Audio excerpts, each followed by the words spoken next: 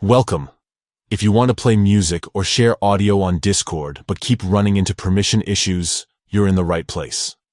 Today, I'll show you exactly how to allow music and audio access for the Discord app on your phone.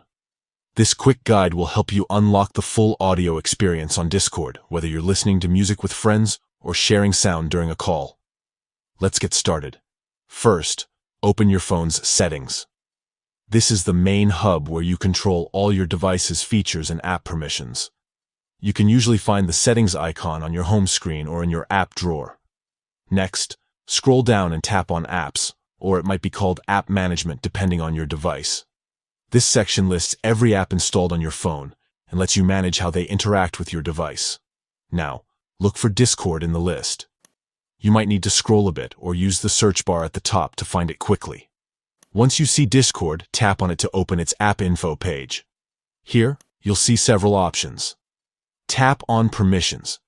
This is where you control what Discord can access on your phone, from your camera to your microphone, and of course, music and audio.